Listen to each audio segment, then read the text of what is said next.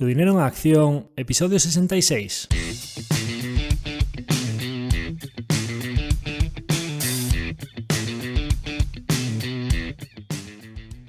Hola, soy Javier Acción, asesor financiero independiente autorizado y registrado en la Comisión Nacional del Mercado de Valores con el número 149 y asesor del fondo de inversión Acción Global. Te doy la bienvenida a Tu dinero en acción, tu podcast de inversión, donde hablaremos de manera sencilla y cercana de conceptos, métodos y alternativas para rentabilizar tus ahorros. Si te planteas sacarle partido a tus ahorros o quieres descubrir qué opciones te interesan más, te invito a quedarte para aprender sobre finanzas con un lenguaje directo y sin tecnicismos. Si tienes alguna pregunta, duda o sugerencia, puedes contactar con nosotros utilizando las distintas vías que encontrarás en nuestra página web www.accioninversiones.com.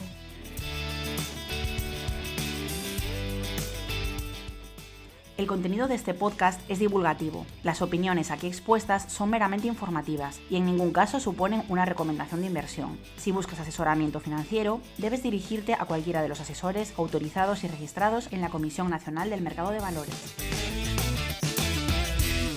En el episodio de hoy de Tu dinero en acción tenemos con nosotros a Tino Fernández, que es fundador y consejero delegado de Altia Consultores. Y es una entrevista muy especial para despedir esta segunda temporada del podcast. Y es especial por varios motivos que iré enumerando ahora a continuación, pero en primer lugar agradecerle a Tino que esté hoy con nosotros. Muchas gracias a vosotros por invitarme. Encantado. Muy bien, pues decía que era especial la entrevista y es especial, bueno, por varios motivos. En primer lugar, porque yo ya a lo largo de todos los episodios que llevamos, cuando empecé con todo esto de las entrevistas, decía, pues una de las entrevistas súper interesantes que me gustaría mucho traer sería poder entrevistar a Tino, porque es un empresario de reconocido prestigio aquí en la zona de Coruña, Galicia, y ya en el BM Growth, la historia de éxito que comentaré ahora. En segundo lugar, pues porque la historia de éxito de Altia es una compañía pues, que salió a cotizar en diciembre del año 2010, si no me equivoco.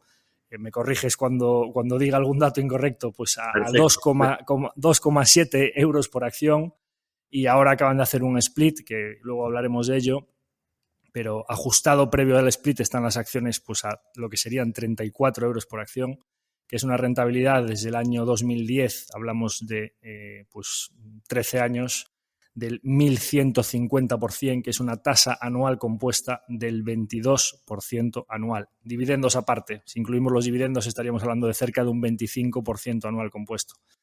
Y además es que la acción lo único que ha hecho es reflejar la realidad empresarial o las finanzas de la compañía, porque yo los datos que tengo son desde el año 2007, en el que facturabais 11-12 millones de euros y teníais un EBITDA de 1 millón, y en los últimos datos definitivos anuales publicados, que son los del ejercicio 2022, habéis publicado unas ventas de 167 millones con un EBITDA de 16, lo cual, tanto en ventas como en EBITDA, supone que en 15 años habéis multiplicado la compañía por 15 veces. Con lo cual, pues sobra decir que efectivamente por todo esto, por las circunstancias y por la persona de Tino, pues es una entrevista creo que muy especial para despedir la temporada. Así que agradecerte que estés aquí hoy con nosotros. Pues insisto, repito, muchas gracias a vosotros y encantado. Seguro que va a ser un rato muy agradable. Seguro que sí.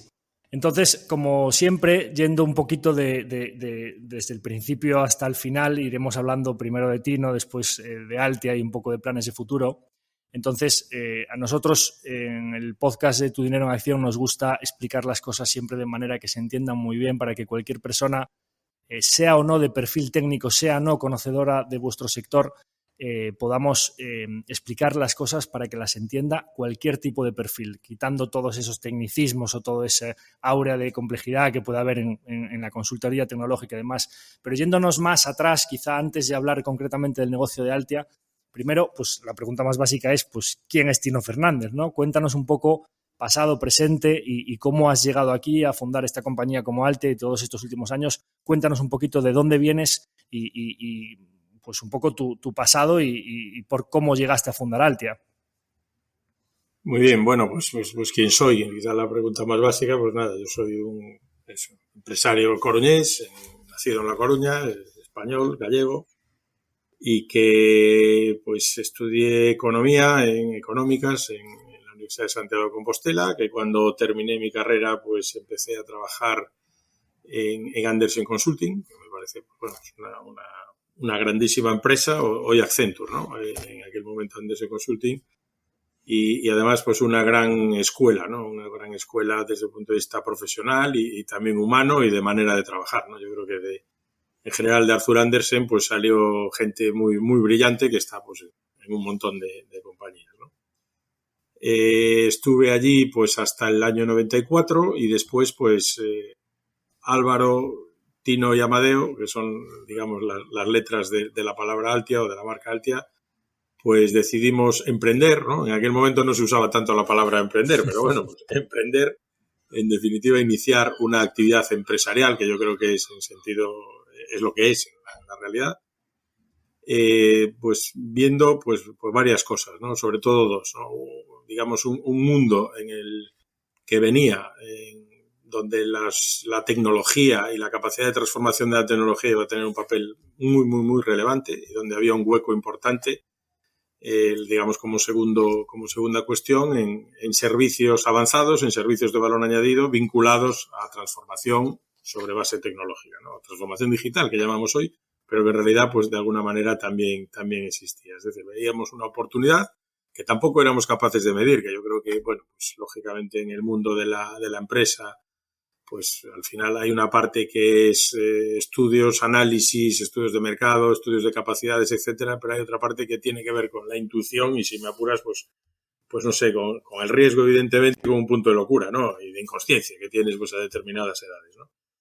Insisto, y una manera, veíamos también, aparte de esa oportunidad en sí, pues que había un hueco para esa prestación de servicios de manera diferente también a cómo se estaban prestando en ese momento, ¿no? Y de hecho creo que también pues los hechos posteriores, no solo en Altia, sino cómo se fue desarrollando este sector, pues nos daban la razón que la visión era la correcta. Ahí arrancamos y bueno, pues poquito a poco hasta hoy, ¿no? Realmente pues no es una gran historia que haya pasado por momentos estelares, y es verdad que hay algunos hitos durante pues, estos 29 años ya, pues relativamente importantes, ¿no? Podemos hablar de muchos de ellos. Uno de ellos, evidentemente, pues tuvo lugar en el 2010, ese inicio de la vida cotizada ya por diciembre del 2010.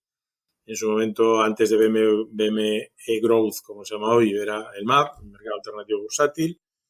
En ese momento éramos la 10ª empresa, ¿no? O sea, había 9, nosotros éramos la 10ª, en este caso también pues era la primera en Galicia, y bueno, pues desde entonces, pues seguir creciendo con esa idea que, digamos, que es un poco el lema del MAB y de BME Growth, que es el segmento de empresas en expansión. Nosotros nos considerábamos en ese momento, y nos seguimos considerando a día de hoy, una empresa en expansión. Seguimos pensando que esto puede seguir creciendo, tiene que seguir creciendo, y sinceramente pensamos que va a seguir creciendo.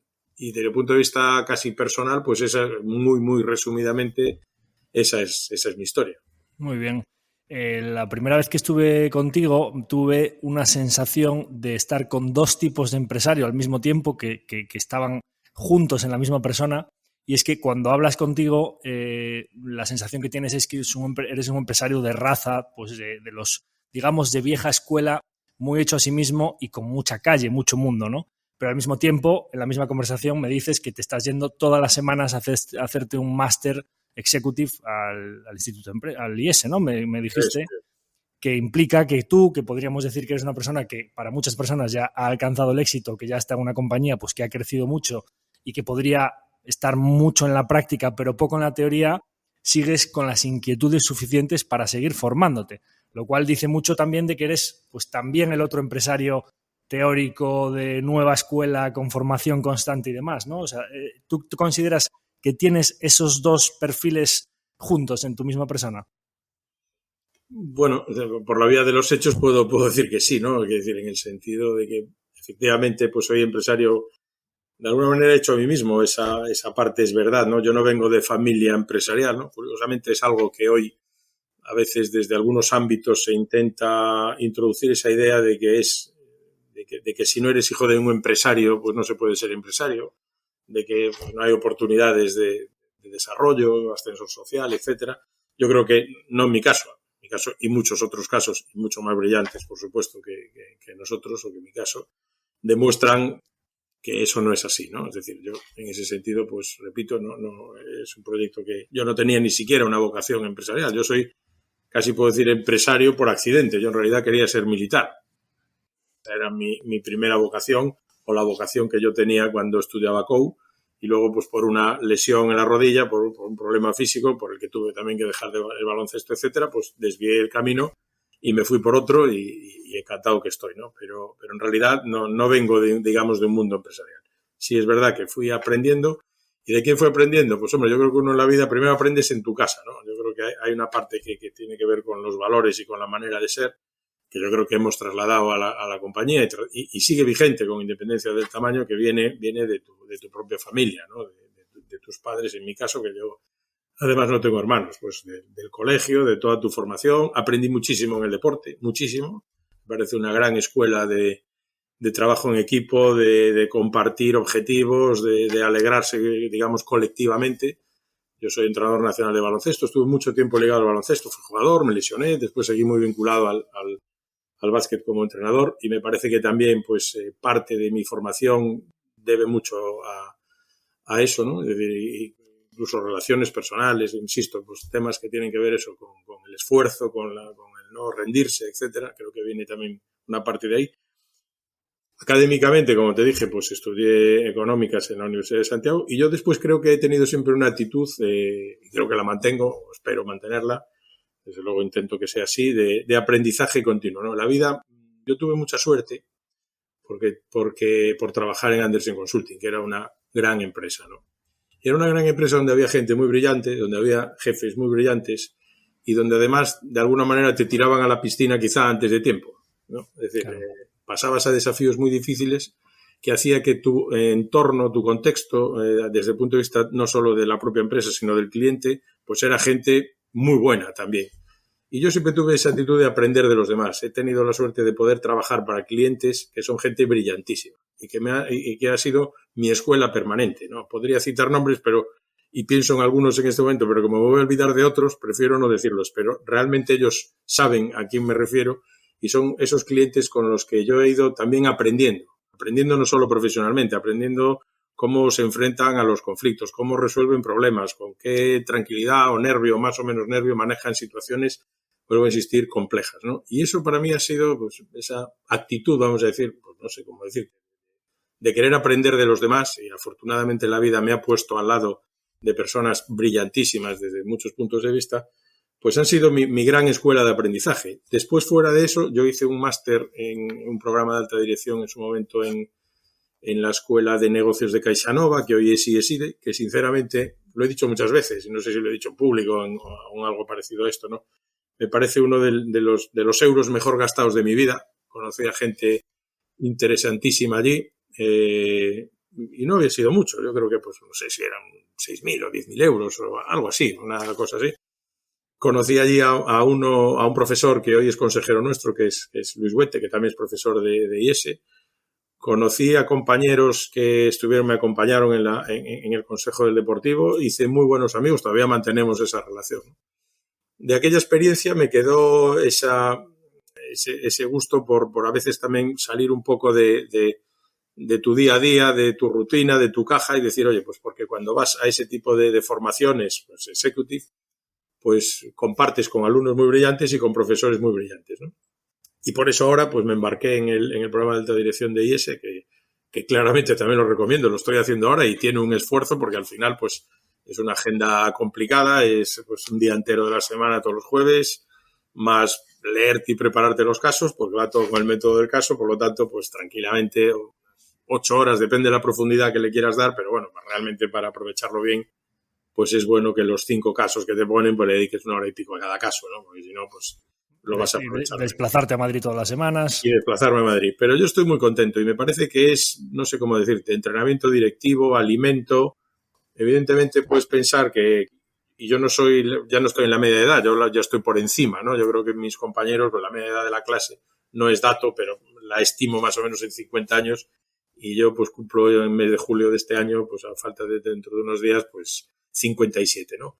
Pero me parece súper interesante, ¿no? La calidad de los profesores, el nivel del resto de compañeros.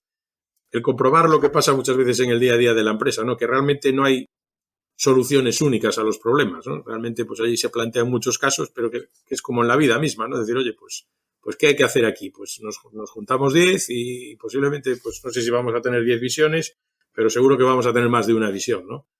Eso es algo que yo practico mucho en la compañía, ¿no? En la empresa, lo que yo llamo amplitud, diversidad, es decir, a mí me gusta gente que te pongan dudas, ¿no? Que te genere dudas. Si siempre me dicen que sí, es que en realidad creo que no me están diciendo la verdad, porque es casi imposible que en el alto nivel directivo todos estemos de acuerdo, ¿no? Yo creo que y el tener esa diferencia en las visiones, en la manera de abordar proyectos, etcétera, esa más que diversidad le llamo amplitud, es un término que me gusta más en ese sentido. Incluso hoy la diversidad se asocia pues a otro tipo de cuestiones, ¿no? Que también, por supuesto, defiendo y apoyo, pero yo me refiero más a la manera de pensar y de enfocar problemas, situaciones, desafíos, retos, el cómo se pueden hacer las cosas, ¿no? Que evidentemente, vuelvo a insistir, no hay solución única. Entonces, ese ha sido mi alimento, vamos a decir, durante todos estos años, ¿no? Desde uno muy básico que viene de la familia, los estudios, colegio, universidad, vida profesional. Yo creo que una actitud siempre de pensar primero de pensar que me rodea gente brillantísima y muy buena, y de agradecimiento a la vida de que me haya puesto al lado de esas personas, porque han sido realmente mi gran academia de formación. Y luego, por supuesto, pues la formación reglada también que te obliga, etcétera, que yo la recomiendo y ya te digo, yo estoy pues encantado, robándole horas pues a todo lo que puedo, pero claro. Pero fíjate que estamos ahora en pleno paso al Ecuador y ya empiezo a pensar que lo voy a echar de menos cuando se termine. Y eso que me falta un montón de tiempo, ¿no? Pero bueno, eso está muy buena señal. Esto es muy bueno. Pues ya cuando hablamos te dije que teníamos bastantes cosas en común, aparte de ser coruñeses, deportivistas y bueno, muchas otras cosas que estuvimos mencionando. Añadimos, si quieres, a la lista que somos exalumnos de la Escuela de Negocios CaixaNova, en tu caso como máster, y yo porque estudié el bachelor allí. Yo estudié mi carrera en la escuela y aprovecho para hacer dos cosas. Una, recomendarle a quien esté pensando qué estudiar, pues imagínate, tú hablabas de COU, yo fui de los últimos, yo soy del 83, yo fui la última generación que hicimos BUP y COU. Pues los que estén ahora en bachillerato y pensando qué hacer, que se planteen de verdad, porque es una buena escuela de negocios y espero que esté muchos años aquí en Galicia. Y el máster, por supuesto, también, ¿no? Yo salí muy contento con esa formación y en segunda derivada aprovecho para enviarle un saludo a Teresa Mariño, que está en vuestro consejo y que fue otra cosa en común, está en vuestro consejo de Altia y fue mi profesora de dirección financiera en el bachelor en la Escuela de Negocios, con lo cual pues parece que es un círculo que se va cerrando, ¿no? Entonces, bueno, pues pasando por la historia de Tino, vamos hacia tu empresa y refiriéndonos ya más al negocio de Altia, te decía antes, oye, explicando las cosas para que las entienda cualquier perfil, sea más o menos técnico, sea más o menos cercano al sector, ¿a qué se dedica Altia? Es decir, explícanos un poco, pues a lo mejor poniéndonos algunos ejemplos de proyectos que hacéis, ¿cuál es el negocio de la compañía? Bueno, el negocio de la compañía dentro del sector tecnológico es un negocio de servicios. Es decir, nosotros somos una pieza intermedia entre los fabricantes de tecnología y la implantación de tecnología en las organizaciones. Siempre hay una capa intermedia que es la que se encarga de, digamos, de buscar las mejores soluciones tecnológicas, integrar, adaptarlas, desarrollarlas muchas veces si no existen, para resolver problemas concretos de las diferentes organizaciones. Y digo organizaciones y no digo empresas porque incluyo tanto sector privado como sector público. Y ahí, pues en las diferentes necesidades que pueda tener, es decir, la necesidad puede ser desde sistemas de gestión, vamos a decir contable, financiera, desde sistemas de producción, desde relación con los clientes, temas de marketing, webs, integración de sistemas, etcétera, etcétera, hasta la gestión de las propias infraestructuras, ¿no? Que hoy, pues casi nadie, o por lo menos la tendencia es a que cada vez las empresas o las organizaciones tengan menos las infraestructuras en su casa y las tengan más en lo que llamamos la nube, ¿no? Sí. Diferentes conceptos que podríamos explicar mucho más.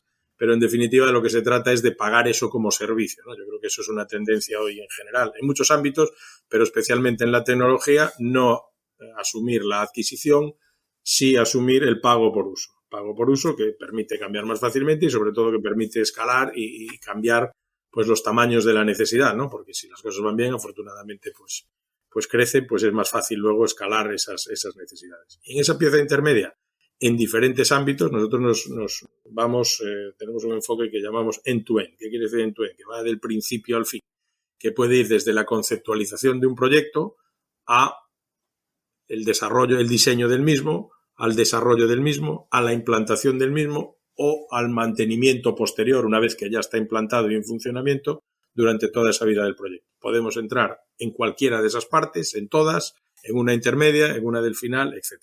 Y en diferentes ámbitos, ¿no? Es decir, hoy en día, pues para que queden cosas tanto que suenen, digamos, más cercanas, todo lo que tenga que ver con desarrollo de software en múltiples plataformas, incluso con plataformas low code en este momento, pues forma parte de nuestra actividad. Todo lo que tiene que ver con gestión de infraestructuras, cloud, ciberseguridad, etcétera, también forma parte de nuestra oferta. Inteligencia artificial y analítica de datos avanzada forma parte de nuestra oferta.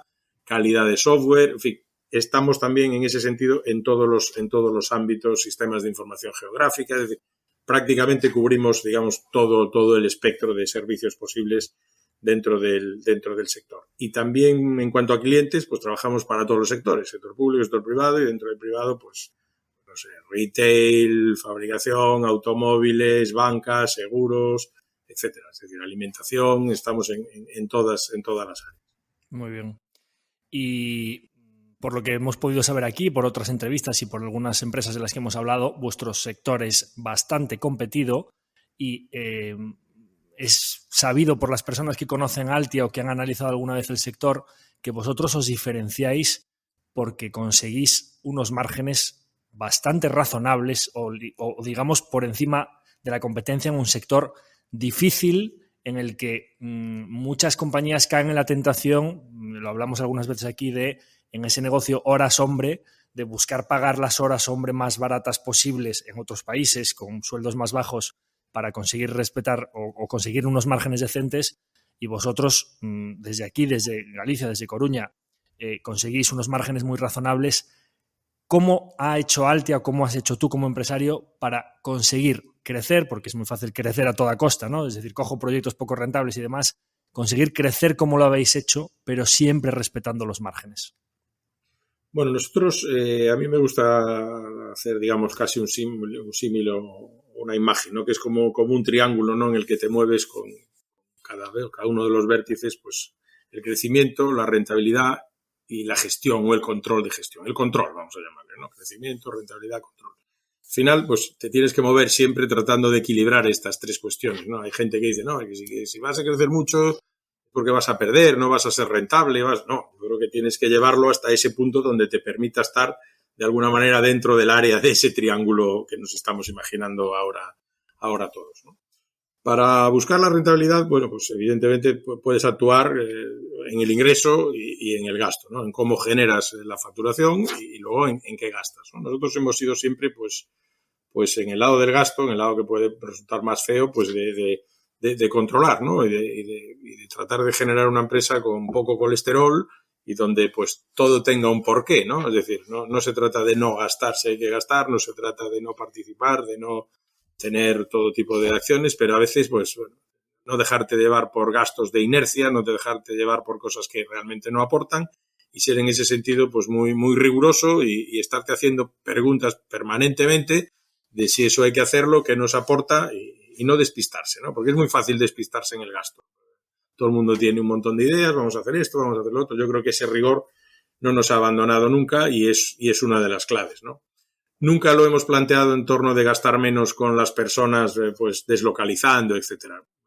Es que además tampoco creemos mucho en ese modelo de producir servicios avanzados en ese formato, ¿no? Porque yo creo que de alguna manera, pues la producción, que ahora hablamos de Agile, pero en realidad siempre lo fue, ¿no? Nuestra ingeniería no es una ingeniería donde hay unos planos, procesos, está todo súper fijado. Se va construyendo mucho el servicio con el cliente. Hoy ya le hemos puesto una etiqueta a todo eso, pero en realidad hace 25 años ya pasaba un poco eso, ¿no? Entonces, esos formatos de producir software, digamos, a miles de kilómetros, pues yo creo que, evidentemente, siempre hay excepciones, pero con carácter general no han funcionado, y no han funcionado en el tipo de proyectos, por lo menos, en el que nosotros estamos.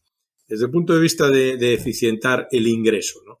Pues, hombre, una de nuestras obsesiones es tratar de, digamos, de maximizar el stock de conocimiento en la compañía, porque eso nos hace ser mucho más eficiente en la producción de servicios y, de alguna manera, industrializar el servicio en la medida que se pueda. Evidentemente estamos hablando siempre de servicios absolutamente a medida, que incluso en clientes del mismo sector no estamos haciendo los mismos proyectos. Muy pocas veces se repiten, ¿no? Pero sí es bueno, de alguna manera, y simplificándolo mucho, no volver a hacer lo que alguien en la empresa ya ha hecho, que muchas veces es el error que se comete. Porque todo eso te va a la cuenta de resultados. Si estás haciendo algo que otra parte de la empresa ya ha hecho para hacer lo mismo, simplemente esa pasta la estás perdiendo. Yo creo que esa vigilancia, que conceptualmente es fácil, pero no es tan fácil de implementar, pues es un poco lo que te permite arañar y mejorar puntos de rentabilidad, tanto en el delivery de los proyectos y lo que te decía antes en cuanto a los gastos, ¿no? Nosotros en eso pues tratamos de alguna manera de vender y ganar dinero, porque además tiene que ser así, ¿no? Es decir, yo creo que una empresa que no gane dinero, pues mi teoría es que acabará dejando a alguien tirado. No sé si va a dejar tirado a los accionistas, a los clientes o a los trabajadores o a los empleados, ¿no? Pero alguien va a dejar tirado porque no es sostenible en el tiempo. Una cosa es que sean márgenes astronómicos, pero un margen normal tiene que tenerlo, porque ese margen es el que te permite, digamos, innovar, investigar, abrir nuevos mercados, etcétera, etcétera. En un momento dado, comprar una empresa, etcétera. Si no has generado nada, es absolutamente imposible que todo eso lo puedas hacer. Insisto, además va a ser una situación de debilidad que cualquier tropiezo hace que tengas que dejar a alguien tirado. Entonces, bueno, pues esa es un poco nuestra filosofía, que es bastante básica, en realidad, ¿no?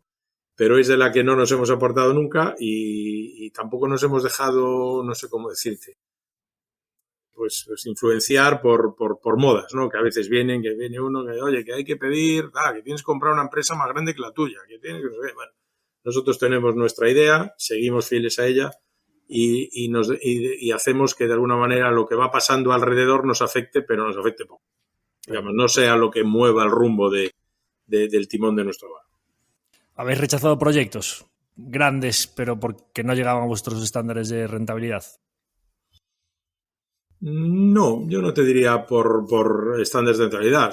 O sea, no los hemos rechazado, nos han rechazado ellos a nosotros, ¿no? Porque tú al final presentas una oferta y posiblemente, pues si hubieses ido tirando los precios, pues la hubieses ganado, ¿no?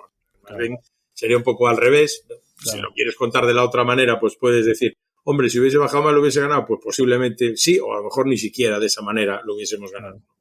Lo que sí pienso es que es importante, pues eso, el que las cosas tengan un porqué, ¿no? Yo, por ejemplo, soy muy enemigo de hacer cosas porque las hacen los demás, ¿no? Yeah. Es una lucha que tengo interna, ¿no? A veces viene alguien, ¿no? Es que si no lo hacemos nosotros, lo hace, pues no sé quién, otra empresa. Pues que lo hagan, porque posiblemente me permites la broma, su máquina de matar permite hacer eso, claro. O a lo mejor se están equivocando, pero a lo mejor están acertando incluso, ¿eh? El problema es que a lo mejor tienen una estructura orientada a que eso se pueda hacer. Claro. Y yo eso no lo puedo hacer. Entonces, si no tiene sentido, no lo hagamos porque lo hagan los demás.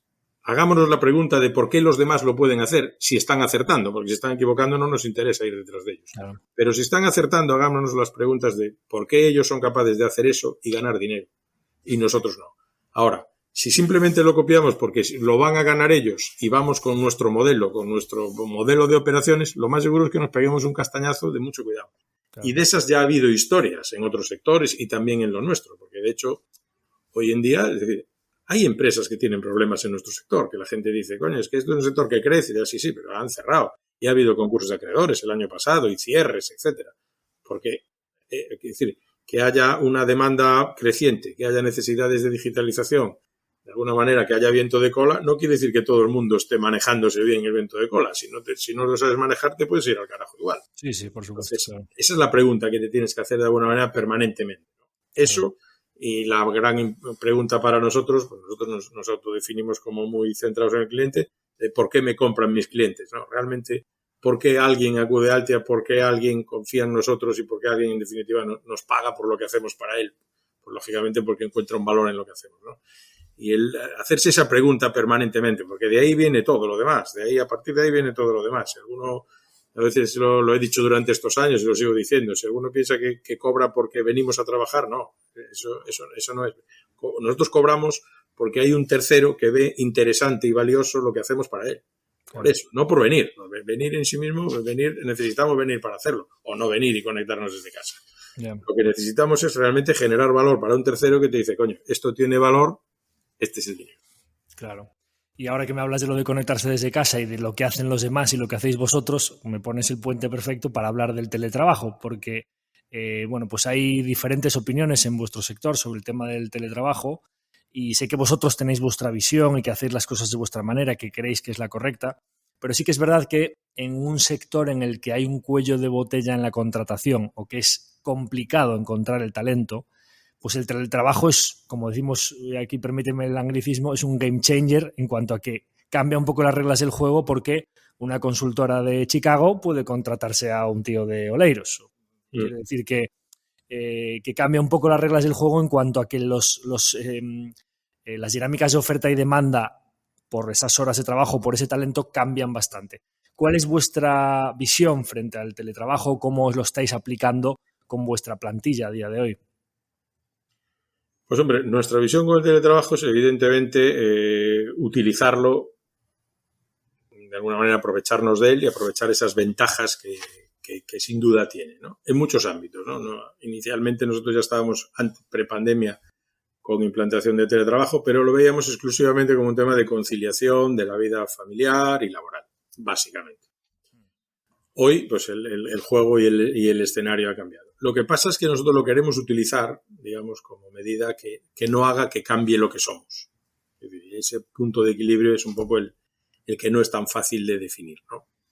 Nosotros entendemos que tiene que seguir habiendo contacto personal, pero no porque sea un capricho ni porque queramos imponer ninguna norma que pensemos que perjudica a la gente.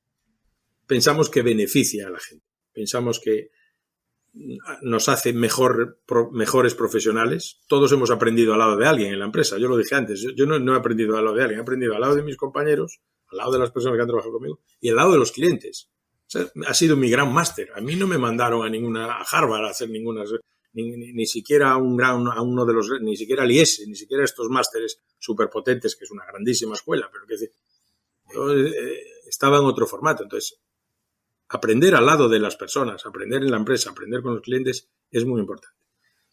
Un teletrabajo full, yo creo que se pierde mucho en ese proceso de aprendizaje.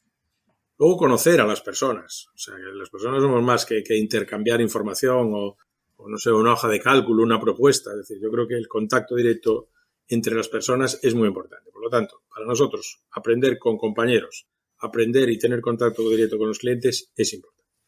¿Hace falta que sea el 100% del tiempo? No. Y ahí es donde está la magia, ¿no? Es decir, esto se puede combinar. Claro. Y dicho esto, también hay excepciones. Es decir, si yo voy a contratar al de Chicago en sentido inverso, pues hombre, evidentemente, como yo en Chicago no tengo una oficina física, pues seguramente me tengo que conformar con que el de Chicago solamente se conecte por la plataforma que tengamos para conectar. Claro. Pero aún así me gustaría estar con él. Y estoy seguro que las cosas irían mejor para la empresa, para los clientes y también para él en su carrera profesional. Entonces, esa es nuestra visión. ¿Quién va a acertar en toda esta película? Pues el tiempo lo dirá, ¿no? Es decir, cuando pasen 15, 20 años, veremos qué ha pasado con todo eso. Yo, sinceramente, el dar teletrabajo full simplemente porque hay escasez, no lo veo. Porque además el mundo laboral es especialmente rígido. Todavía no ha empezado la litigiosidad vinculada a todo este tipo de contrataciones, full, teletrabajo, etcétera. Y un día vendrán los problemas, porque la historia de la humanidad es así, va para arriba, va para abajo, va para arriba, va para abajo. Y los problemas van a venir. Algún día van a venir, no sabemos cuáles son y si podemos intuir algunos, pero seguramente los que vengan al final serán otros. Claro. Ahora, van a venir. Entonces, yo creo que el simplemente dejar yo creo que tú tienes que tener tu plan y tu idea de por qué hacer las cosas. Vuelvo a decir un poco lo que decía antes de los proyectos, ¿no? Es que no tenemos gente, como no tenemos gente le damos lo que sea. Joder, pues a lo mejor es que es mejor rechazar algún proyecto, porque eso a lo mejor te está moviendo el conjunto de fichas de toda tu organización. Y luego el día que las quieras enderezar, ya veremos si puedes o no puedes y cuál es el coste. Yo digo todo esto porque otro de los rasgos de nuestra compañía es la de visión a largo plazo. Nosotros no estamos pensando en venderlo mañana, en desaparecer mañana, en que yo no gestione esto mañana, etcétera. Entonces, todas las decisiones, las acertadas y las equivocadas, las tomo como si yo me voy a comer el resultado de mis propias acciones. Claro. Es decir, entonces, no estoy pensando en, el que venga detrás que arree, ¿no? No, el de que venga detrás también voy a ser yo. Y todos debemos de decidir en ese formato. Entonces, pues para nosotros eso es importante. Ahora, teletrabajo, sí, claro, estamos ahí. Tenemos una política de teletrabajo donde pues las personas tienen que venir a la oficina 1 o 2 días. Ahora, yo creo que donde hay presencia, donde hay oficina, sí es importante que nos veamos. Y es importante que podamos ir a ver a un cliente, porque las relaciones personales va a seguir siendo lo que nos diferencie, ahora y más adelante. Muy bien. Bueno, pues uno de los motivos por los que decía al principio que quería que la entrevista era especial es porque cuando me reuní con vosotros las primeras veces, tanto con Nacho Cabanas en el Foro MedCap como contigo el otro día en vuestra empresa, tenía la sensación de que vosotros estáis un poco en un cruce de caminos a nivel, pues, en la trayectoria de la empresa, que habéis hecho mucho, pero que sentís que estáis en un punto en el que, y de hecho pues acabáis de presentar un plan financiero, un plan de negocio para 2023 y 2024, y también pues el split de la acción, pues buscando que se muevan más número de acciones cada día y poder darle recorrido a esa acción, como que estáis en un punto en el que quizá decís, oye, hemos llegado hasta aquí y empezamos a mirar hacia atrás, pero miramos un poquito hacia adelante a dónde queremos llegar ahora, ¿no? Digamos que pues empieza una segunda parte de una historia que ha sido muy exitosa. En este plan de negocio hablábamos de que las ventas se han ido pues, de 11 millones a 160 millones y el EBITDA de 1 millón a 16. Y en este plan de negocio, las cifras así a nivel general, voy a enumerar un poco, comentáis en el plan de negocio que en 2023 esperáis hacer unas ventas de unos 215 millones de euros con unos 23 millones en EBITDA. Esto supondría sobre unos números muy buenos de 2022 crecer las ventas al 28% y el EBITDA al 45%. Y en 2024, también es verdad que porque en 2023 se consolidan parcialmente algunas adquisiciones que hicisteis en 2022, que en los números de 2022 solo se consolidaron una parte del año. Y en 2024, que sí que ya sería un año comparable completo, ventas de 238 millones con un EBITDA de 26, que es aumentar las ventas al 11% y el EBITDA al 13%. Entonces, cuéntanos un poco cómo ves el negocio de Altea en este momento o cómo ves estos años por delante, si esto es una parada, un pit stop intermedio, si estás mirando más allá, si miras a 2 años vista o cómo ves ya no los próximos 2 años, sino cómo ves a la Altea de dentro de 10 años, digamos, ¿no? Bueno, nosotros, efectivamente, los números los acabas de decir tú muy bien, no los voy a repetir. Nosotros siempre hemos sido, y como esto ya es una historia, me refiero no la de la compañía que viene del 94, pero sí la de la vida cotizada que viene del 10, se puede comprobar que hemos sido siempre normalmente prudentes, ¿no? No queremos tampoco hacer pues, planes de negocio a 5 años, básicamente, porque me parece pues, que tienen demasiado de ilusión y menos de realidad, porque es difícil, porque si algo hay una palabra que puede definir el tiempo en el que estamos es incertidumbre, ¿no? En lo bueno y en lo malo, ¿no? Entonces, bueno, yo creo que 2 años es prudente y bueno, y como te decía, pues siempre hemos, yo creo que cumplido y sido conservadores, ¿no? Entonces, ¿la idea cuál es? Pues la idea es seguir creciendo. Esos son unos planes de crecimiento que no tienen en cuenta ninguna operación inorgánica, simplemente pues lo que somos ahora, seguir creciendo, y esa es la idea. Vamos a crecer orgánicamente, espero incluso que más de lo que decimos ahí, pero bueno, ese es el plan de negocio, eso es lo que hemos publicado y ese es nuestro compromiso. Es posible que inorgánicamente, porque estamos siempre en evaluación permanente de un determinado perfil de compañías, nosotros pues buscamos complementos tecnológicos de oferta territoriales, es decir, buscamos también un cierto tamaño. También tenemos una idea muy clara, y en eso quizá tampoco somos estándar, sobre los procesos de integración. Nosotros pensamos que la integración es lo que diferencia, lo que hace que la operación de Money se pueda calificar de gran éxito o no, ¿no? Y son procesos de integración pues de mucho trabajo, ¿no? Entrando pues en absolutamente todos los procesos y tratando pues de que confluyan no solo culturas o de que no confluyan cuentas, balances y cuentas de pérdidas y ganancias y logos, sino que confluyan culturas de compañía, sistemas, tecnología, procedimientos, etcétera, ¿no? Y eso pues es costoso y tiene sus dificultades, pero para nosotros eso es lo que aporta mucho valor. Claro. Nosotros en el futuro pensamos que vamos a seguir creciendo y en los próximos 10 años, pues hombre, yo no voy a decir ahora porque si no me obligaría a hacer un hecho relevante en mercado, pero desde luego no estamos aquí para empatar. Digamos que la misma ambición que hemos demostrado hasta la fecha, pensamos que la vamos a seguir demostrando y ese con la misma en la que vamos. Yo el día que no tenga la ambición y la ilusión a tope, lo dejaré. Quizá lo tenga que dejar por otros motivos, pero desde luego eso lo tengo muy claro, porque eso lo voy a identificar yo. El día que piense que ya por lo que sea pues no estoy a full en lo que es ilusión, ganas de madrugar mucho y acostarme tarde y tener ilusión por lo que hacemos y tener ilusión por estar en contacto directo con los clientes, por viajar, por estar cerca de los proyectos, pues irá a llegar el momento de otro, que tampoco pasará nada, que ya llevo un montón de años y lógicamente ese día va a llegar. Todo esto, ¿qué quiere decir? Que desde luego mientras las fuerzas nos den, mientras la capacidad nos dé, nosotros vamos a seguir empujando y rompiendo barreras y sinceramente creo que se puede hacer mucho más de lo que hacemos, ¿no? Estamos hablando pues de una compañía de 215, 216 este año, millones de facturación, 30 y pico, no sé cuánto está planteado ahora para el año que viene, yo creo que se puede hacer bastante más. Lógicamente eso se puede hacer orgánicamente, necesitamos quizá no tanto mejorar en oferta, porque como decía antes es una oferta muy extensa, cubre todas las, digamos, los tipos de servicios, esos end-to-end que decía, desde una consultoría más conceptual hasta el apoyo a la explotación de los sistemas, sí. Cubre un amplio espectro de tecnologías, cubre muchos sectores, pero quizá tenemos que ganar presencia también en nuevos territorios, ¿no?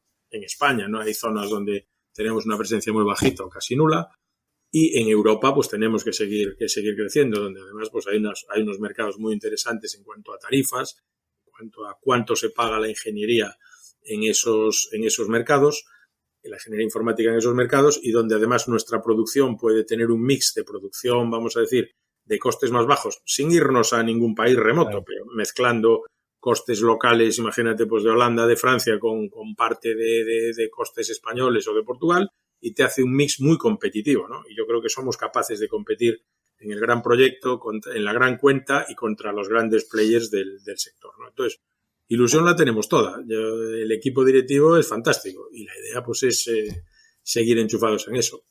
Decir números por decir, pues nunca ha sido la marca nuestra de la casa. Vuelvo a insistir, acabamos de presentar 23 y 24, pero desde luego estamos seguros que el 25 va a estar por encima del 24 y el 26 por encima del 25, y de alguna manera lo decimos en tono de broma, e insisto que es de broma para que nadie lo tome de otra manera, pero no quiere decir que no nos haga ilusión, pues nosotros queremos repetir la misma historia que hemos hecho hasta la fecha, ¿vale? Tú antes dabas unas multiplicaciones de ingresos, de valoración, etcétera. Nuestro sector es muy lineal, ¿no? Es un sector que crece, no es exponencial, ¿no? También digo de cara a inversores o de cara a cualquiera, ¿no? Entender qué es este negocio. ¿Este negocio puede seguir creciendo? Sí. ¿Cómo puede seguir creciendo? Estando en más clientes, en más territorios, en definitiva en más mercados, siendo capaz de hacer más cosas en más sitios. Claro. Pero no es ningún negocio de plataforma X que de repente se va a vender en todo el mundo y todo el mundo va a mandar allí, no sé, sus fotos o su no sé qué, o va a hacer... No, esto no es ese negocio, ¿no? Tenemos que saber dónde estamos. Es un negocio que para crecer va a requerir sobre todo más recursos, más personas, más equipos directivos, etcétera. Ahora, ¿que puede crecer? Por supuesto que puede crecer. ¿Y va a crecer? Sin ninguna duda. No solo lo del 23 y 24, va a crecer mucho más. Muy bien. Mencionaste antes las adquisiciones, lógicamente, pues claro, pues ya Noesis en Portugal, el año pasado Bilbomática, etcétera, son ejemplos de compañías grandes que habéis adquirido, pero también habéis adquirido algunas pequeñas. Y mencionaste también la complementariedad o la tecnología o el talento o la zona geográfica. Entiendo en cuanto a que buscáis compañías que sean piezas que os falten en el puzzle, que os complementen muy bien y que haya algún tipo de afinidad cultural.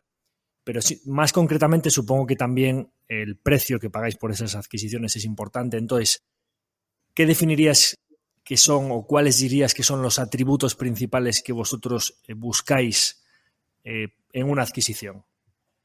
Pues mira, por empezar por el final o por lo que decías al final, ¿no? El precio.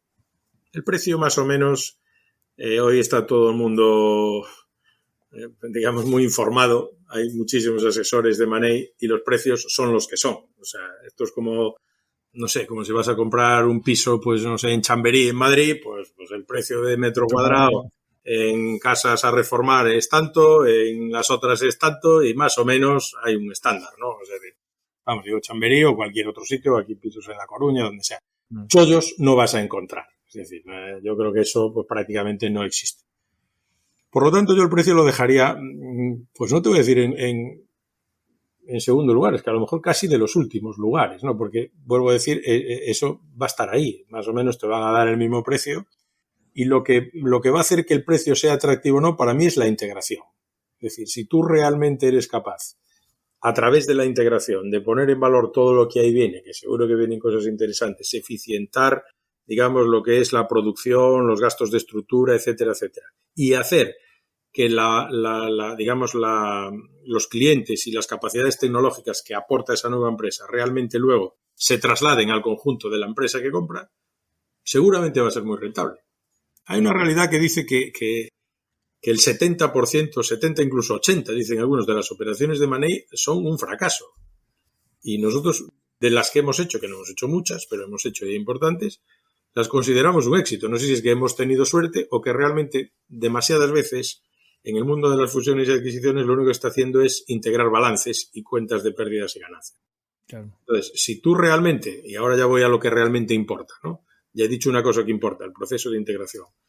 ¿Qué importa mucho? La cultura de compañía, que de alguna manera tú te veas y ellos, digamos, el equipo directivo, que es el que normalmente llegas a tener contacto con él en un proceso de negociación, ¿no? Porque no hablas con el conjunto de la empresa, que se va a enterar cuando se anuncie, pero sí hablas con la propiedad y posiblemente hablas con el equipo directivo más alto, ¿no? Si ellos se ven contigo y tú te ves con ellos, porque esa es la clave, ¿no? La cultura es muy importante, la cultura de compañía, el cómo entendemos el hacer negocios, cómo entendemos relacionarnos con los clientes, cómo entendemos las carreras profesionales en nuestras compañías, el respeto a las personas. Esto pueden parecer frases hechas, pero no es trivial que todo el mundo lo vea de la misma manera. E insisto, no hay maneras ni buenas ni malas. El tema es si encajamos o no encajamos, ¿no? No deja de ser como un matrimonio, ¿no? Desde dos personas se casan, se entienden, quiere decir que otras mujeres o otros son malos, no, pero a lo mejor no encajan contigo. Son buenos, pero encajan con otro. Es decir, pues al final en las empresas pues puede pasar un poco también lo mismo, ¿no?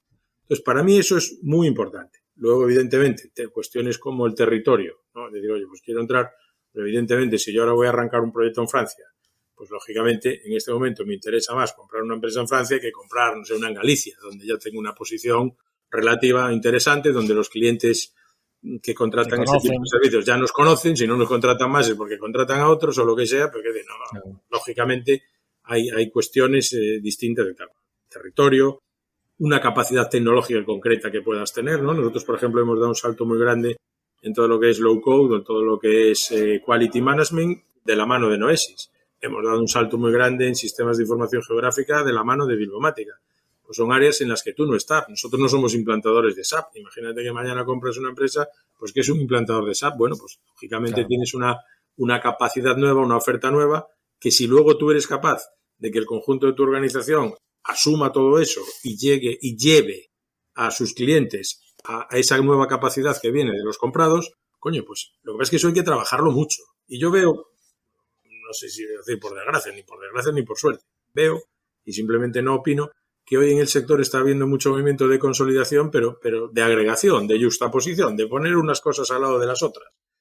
Sumar evitas, ¿no? Que hablábamos. Sí, pero que realmente, quizá porque se quiere hacer demasiado rápido, y claro, pues yo no sé si eso luego es tan eficiente, ¿no? Porque es, repito, difícil, y sobre todo cuando son empresas muy grandes, ¿no? Porque hay unas culturas, unas maneras de hacer las cosas, hay una vida, ¿no? Es decir, esto es como una familia, cada una pues tiene sus valores y sus comportamientos, ¿no? Muy bien, y en cuanto a las prioridades de asignación de capital, hemos hablado del crecimiento inorgánico, pero en cuanto a tus prioridades frente a reinversión orgánica, M&A, dividendo, es verdad que Altia tiene un dividendo, no se puede decir que seáis una compañía dividendo, porque pagáis un dividendo que no es muy grande, pero sí que lo pagáis, y todas estas prioridades de asignación de capital, de pago un dividendo, hago una adquisición de una compañía o invierto orgánicamente frente a tu prudencia a nivel de balance en cuanto al uso de deuda, ¿cuál es tu visión frente a todo esto en un sector, como tú dices, pues que tiene un viento de cola, pero que hay empresas que han pisado charcos y que han tenido problemas y que te pueden venir mal dadas y que teniendo el balance un poquito cargado de más, pues lógicamente es ahí precisamente cuando te puedes meter en problemas. ¿Cuál es tu visión frente a todo esto? Pues mi visión ahí una vez más es el equilibrar un poco todo, ¿no? Es decir, dividendo, pues nosotros desde el inicio de la vida cotizada hemos pagado un dividendo. ¿Cuánto hemos pagado? Pues aproximadamente un tercio, un poquito menos, del beneficio generado. Por lo tanto, un tercio ha salido, también para remunerar a los accionistas, y 2 tercios se han quedado. ¿Para qué se han quedado? Bueno, pues precisamente para crecer, para poder invertir, para abrir nuevos mercados, para comprar compañías, etcétera, etcétera. Hemos recurrido a la deuda poco, no somos muy amigos de la deuda. Es cierto que, bueno, pues a veces hay que acudir puntualmente, en un momento determinado. Ahora mismo, pues con la compra de Bibliomática hemos subido un poquito lo que era nuestra posición tradicional. No es si la pagamos todo, digamos, pues como podríamos decir, a golpe de talonario, ¿no? Es decir, que ya habíamos acumulado. Y esa es un poco la idea, ¿no? Yo sigo creyendo, pues eso, en el balance, ¿no? Porque a veces hay una tendencia como a mirar mucho las cuentas de pérdidas y ganancias, ¿no? Pero yo creo que a la hora de valorar una compañía, el balance es importante. Y me parece pues que toda la solidez que puedas tener pues es importante porque pues te permitirá lanzarte por operaciones o por mercados que muchas veces requieren inversión, ¿no? Requiere inversión comprar, pero requiere inversión internacionalizarse, más, ¿no? Porque puedes decir, internacionalizarse, ¿qué es? Salir de España, vale, pues ya estamos, ¿no? Pero es que puedes ir a muchos otros países. Países hay muchos y oportunidades hay muchas. Pero eso es caro, ¿no? Porque a veces es una de las cosas que a veces se simplifica, ¿no? Y se banaliza, decir, oye, internacionalizar, este conoce a no sé quién, en no sé dónde, en este país, en Panamá, en México, en Alemania. Eso no es fácil, ¿eh? Si no es fácil vender a veces en Madrid, coño, vas a ir a Alemania y allí sí vas a vender, no es fácil, ¿no? Es decir, ese tipo de procesos requieren dinero y ese dinero previamente has tenido que ganarlo, porque si vas justo, vuelvo al relato que te decía antes, ¿no? Es decir, tienes que vender y ganar dinero, tienes que tener una rentabilidad. Si no, más tarde o más temprano serás un zombie. En algún momento vas a tropezar y vas a dejar tirada a tu gente, ¿no? Y en tu gente incluyo a los que trabajan contigo, a tus clientes que han confiado en ti, a tus proveedores que han confiado en ti y te han vendido cosas y trabajan para ti, etcétera, ¿no? Entonces, yo creo que esa fortaleza sí es necesaria y de alguna manera cuanta más puedas tener, mejor. Entonces, a la hora de acometer inversiones, pues eso, hay que ser prudente, ¿no? En el sentido de decir, oye, métete en cosas que puedas pagar, ¿no? Que tengan sentido, pero que también puedas pagar y que puedas defender. Pagar no quiere decir que lo pagues sacando toda la pasta del bolsillo y que puedes acudir a financiación externa, ¿no? Pero que realmente tú puedas pagar. Si no puedes pagar, pues no te metas. Creciendo, sigue haciendo cosas y poco a poco, ¿no? Entonces, al final no tenemos una línea clara de decir, oye, pues nosotros vaciamos el dividendo todos los años, lo dejamos todo el tanto. Creo que se puede hacer eso con ese equilibrio, ¿no? Es un poco similar a aquel que te decía antes de crecimiento, de rentabilidad y de control, ¿no? Pues esto es un poco lo mismo, va jugando un poco con las tres. Oye, que hay un año que hemos gastado más en comprar una compañía, pues echamos el dividendo un poco para abajo. Esto sigue generando caja, que al final es lo que importa cada año, y esa caja es la que nos permite pues hacer todo lo que hacemos. Como la propia palabra indica, balance, es decir, que todas las medidas estén en equilibrio y balanceadas, ¿no? Yendo un poquito más a la parte de mercados, es verdad que vuestra historia de éxito en muchos casos hay inversores que han dicho, ya, pero no puedo invertir en Altia por lo ilíquida que es, ¿no? Voy a hacer una pequeña nota aquí para las personas que nos escuchen que no sepa cómo funciona todo esto de la liquidez, porque se suele tender a pensar, bueno, pues Altia ha hecho un split, ahora se van a mover más acciones, ¿no? Al final, para los fondos de inversión, cuando buscamos invertir en una compañía, lo importante no solo es el número de acciones en circulación, sino el número de acciones por el precio al cual cotiza cada acción, es decir, el volumen en euros que se transacciona cada día. Y el volumen en euros que se transacciona cada día solo puede aumentar por dos derivadas, que es la capitalización de la compañía y el free float, es decir, cuánto trozo de ese market cap está circulando en el mercado.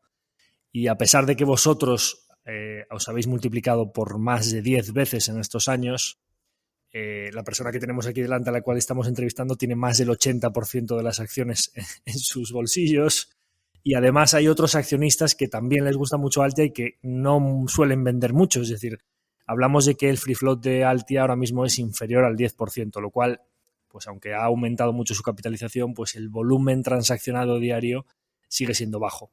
Recientemente ha habido una operación fuera de mercado de un accionista que no se ha marchado por completo, sino que ha reducido un poco su participación para que entrase otro accionista nuevo, que creo que es algo que refrenda bastante el proyecto de Altia y que pues os apoya mucho para posibles operaciones que pueda haber en el futuro. Y además, una operación que nosotros la hemos visto muy de cerca y que creo que es muy positiva para todas las partes.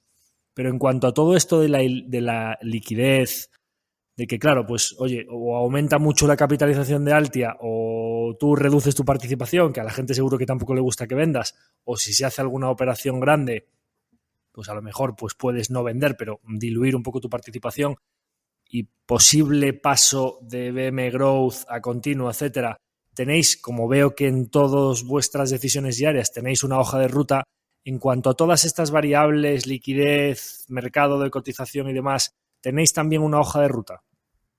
Pues ahí no tenemos una hoja de ruta, pero sí que todos estos temas están encima de la mesa y tienen también diferentes soluciones, y también escuchamos no solo mi opinión, sino pues esos dos accionistas, vamos a decir, que tienen paquetes superiores al 5%, y efectivamente, como tú bien dices, el free float pues está en ese 9, 8 y pico, que debe de estar ahora pues por debajo del 10.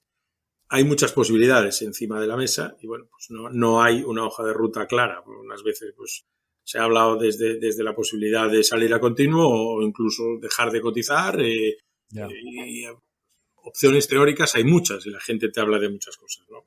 También es verdad que no es un tema que estando encima de la mesa nos preocupe mucho, ¿no? ¿Qué quiero decir con esto? La preocupación en esta casa es crecer, es vender más, estar en más mercados, ser más rentables, etcétera. Y lo otro, pues al final veremos dónde estamos o dónde no estamos, ¿no? Yo efectivamente tengo ese 80 con algo, ¿no? 80, no llega a 81, entre 80, no sé cuánto es exactamente, porque también me creo mucho mi proyecto, me cuesta, quiero decir, no podría vender y tal, pero bueno, tampoco necesito ese dinero y sigo creyendo mucho en esto, ¿no? Pero tampoco me importaría diluirme y posiblemente en un planteamiento, por ejemplo, de opción de ampliación de capital, que también sea. Lo que pasa es que justo ahora el mercado tampoco es un buen momento de mercado ahora mismo para hacer una ampliación de capital. Pero es otra opción, ¿no? Es decir, hacer una ampliación de capital en la que aumentes el número de accionistas, base de accionistas, entre más gente, etcétera, porque yo insisto, los accionistas no se enriquecen, pero no nos enriquecen por el dinero que aportan, porque ese sería casi lo. Hay muchas maneras de conseguir ese dinero de la ampliación de capital. Para mí, los accionistas, en nuestro caso, o determinado tipo de accionistas, nos pueden enriquecer si realmente se implican y se preocupan por la compañía.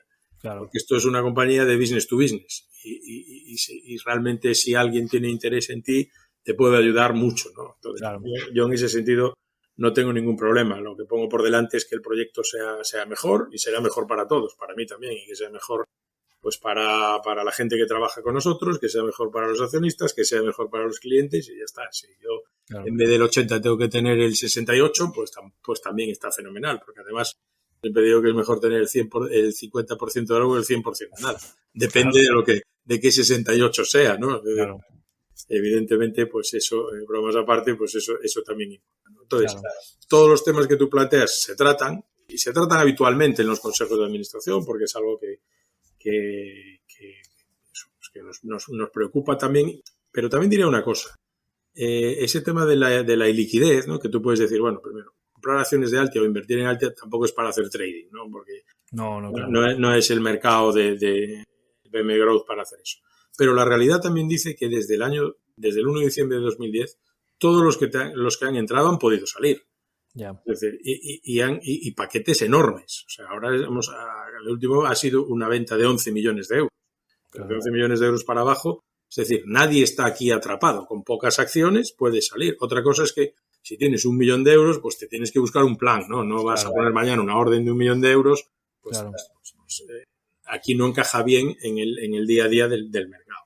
Yeah. Puedes acabar tirando el valor, vendiéndolo no sé qué, no sé cuánto, tal. Ahora, todo el mundo ha encontrado una salida, ¿eh? Yeah. Y me voy muy atrás, pues no sé, pienso por hablar de alguien que no existe, que no le puede parecer mal, porque nadie va a asumir ese rol. Pues nosotros en su momento invirtió el Banco Pastor en la salida a bolsa, que luego se queda el Banco Popular, que cuando viene el Banco Popular dice que, bueno, pues que no entra dentro de su estrategia tener participaciones en compañías como nosotros, y lo vende, y estábamos hablando en ese momento, pues no sé, a lo mejor de 300 o 400 mil euros. Yeah.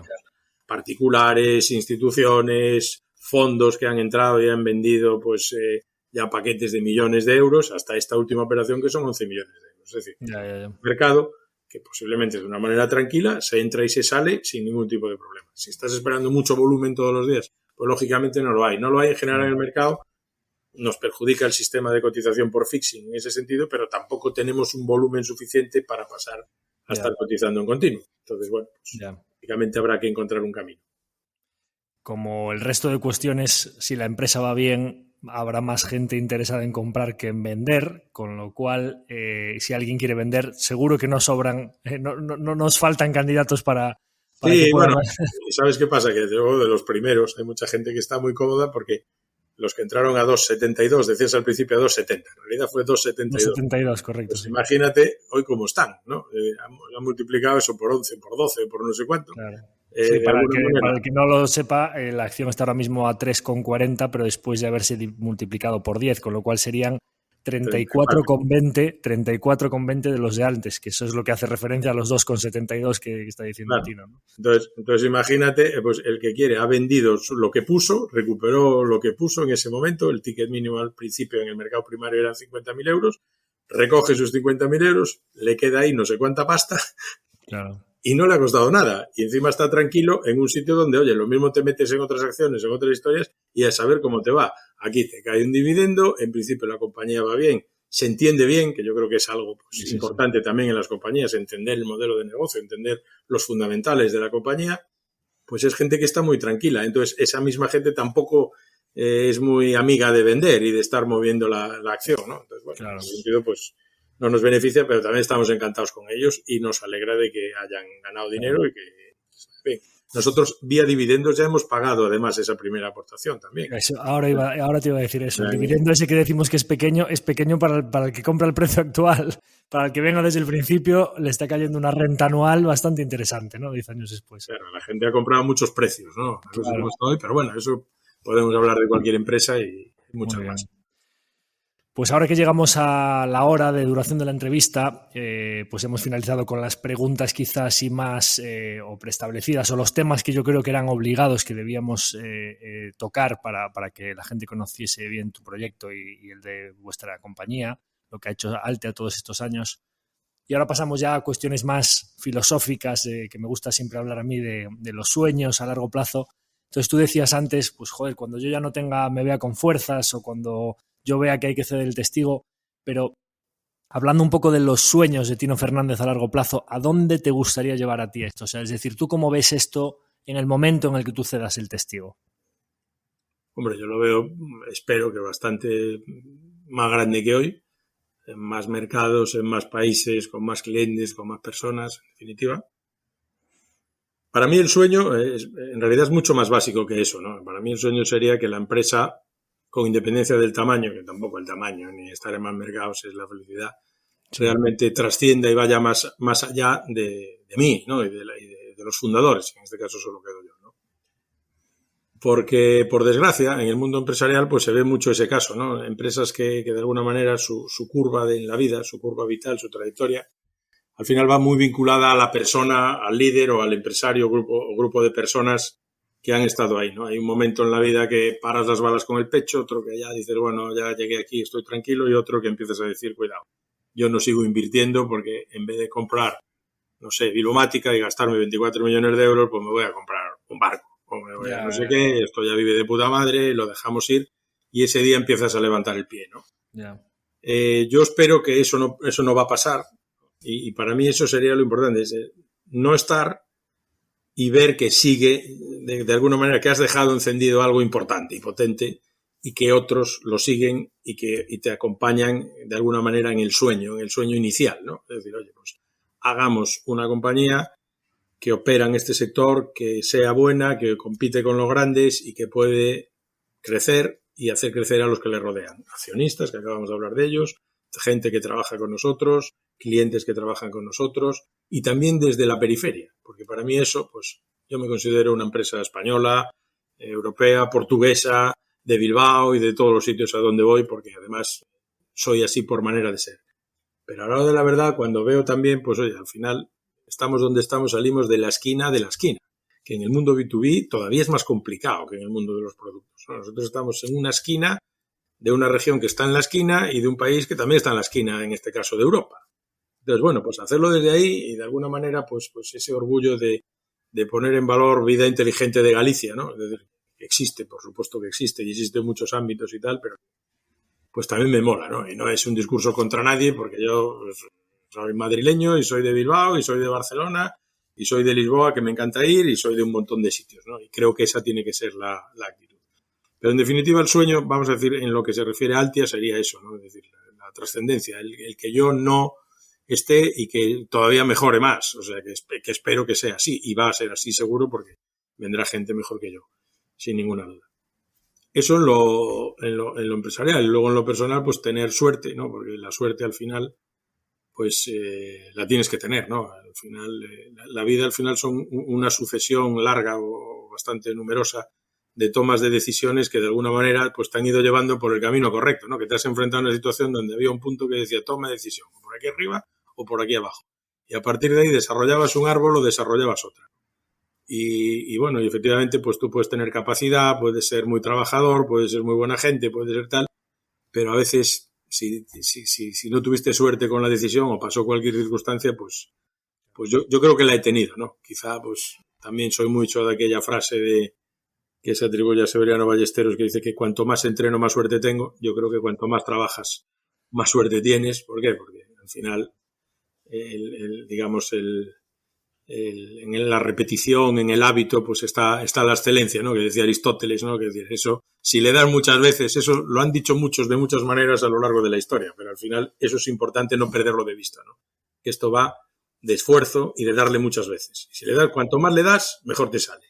Entonces, no perder esto de vista, ¿no? Pero bueno, sí tener esa suerte en lo personal, el sueño, pues vivir la vida con mis amigos, que mi familia, pues tengan también esa suerte, que no te cojan, pues no sé, las enfermedades, los accidentes, la mala suerte, ¿no? De la vida que no es justa, que no lo es, pero además es que no puedes pretender que lo sea, es injusta por definición, y que a ti te sea del que te sale cara, ¿no? Y que a veces, pues joder, pues parece que no es importante, pero también lo es. Y poco más, el resto, pues nada más. Llega un punto de la vida, yo me considero joven, pero al final tienes que desear que la vida pase lenta, ¿sabes? Que no vaya muy rápido. Dicho esto con 56 años, pues de joder, pues sí que te anticipas el tal, pero bueno.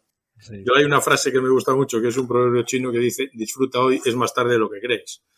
Y yo creo que es una gran verdad, ¿no? Es decir, seguro que todos tenemos muchos más planes de lo que vamos a estar aquí. Esperemos que estemos mucho, pero aún estando mucho, siempre tienes para muchos más. Claro. Y posiblemente queda menos de lo que parece, ¿no? Eso no quiere decir que te vuelvas loco y venga, vamos a salir todos los días y tal, no sé qué. Pero bueno, sí que lo puedas vivir, que puedas vivir con ilusión, con ganas por lo que haces, ¿no? Yo en ese sentido me considero muy afortunado. Yo vengo contento a trabajar, me voy contento de trabajar, hay problemas todos los días, hay incidencias, hay cuestiones que resolver, pero me hace ilusión lo que hago. Si no me hiciese ilusión, pues sinceramente, como decía José María García, la luz ya la tengo pagada, joder, mientras viva. O sea, no necesito venir. Vengo por ilusión, pero me hace mucha ilusión venir.